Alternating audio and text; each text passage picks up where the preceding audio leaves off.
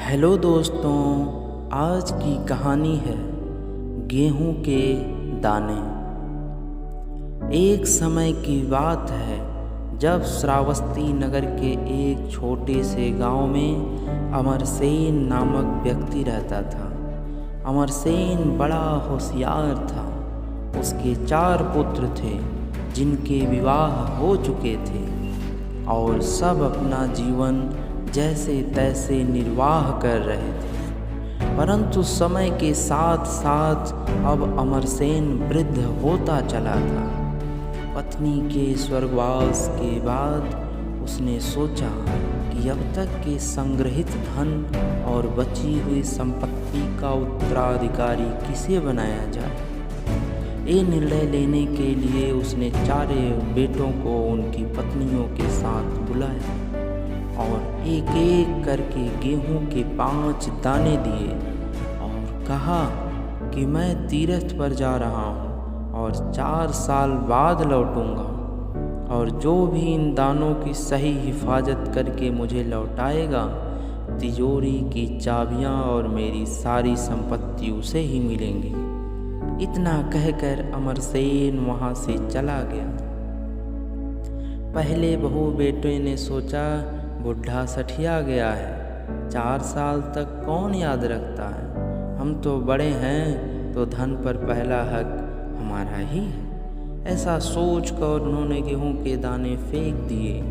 दूसरे ने सोचा कि संभालना तो मुश्किल है, यदि हम इन्हें खा लें तो शायद उनको अच्छा लगे और लौटने के बाद हमें आशीर्वाद दे दें और कहें कि तुम्हारा मंगल इसी में छुपा था और सारी संपत्ति हमारी हो जाएगी। यह सोचकर उन्होंने वो 5 दाने खा लिए। तीसरे ने सोचा, हम रोज पूजा पाठ तो करते ही हैं, अपने मंदिर में जैसे ठाकुर जी को संभालते हैं वैसे ही ये गेहूं भी संभाल लेंगे और उनके आने के बाद लौटा देंगे। चौथे बहू बेटे ने समझदारी से सोचा और 5 दानों को एक एक कर जमीन में बो दिया और देखते देखते वे पौधे बड़े हो गए और कुछ गेहूं उग आए। फिर उन्होंने उन्हें भी बो दिए। इस तरह हर वर्ष गेहूं की बढ़ोतरी होती गई।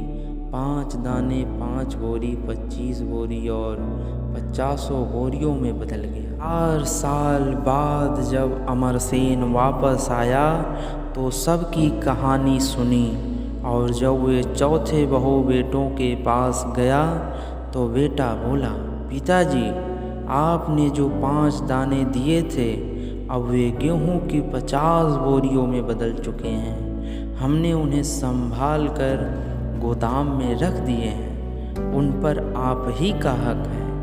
यह देख अमरसेन ने फौरन तिजोरी की चाबियां सबसे छोटे बहू बेटों को सौंप दी और कहा, तुम ही लोग मेरी संपत्ति के असल हकदार हो।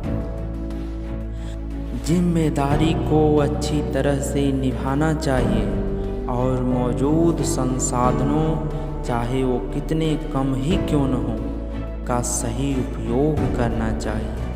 गेहूं के 5 दाने एक प्रतीक हैं जो समझाते हैं कि कैसे छोटी सी छोटी शुरुआत करके उसे एक बड़ा रूप दिया जा सकता है। दोस्तों, ये कहानी आपको कैसी लगी कमेंट में ज़रूर बताइए।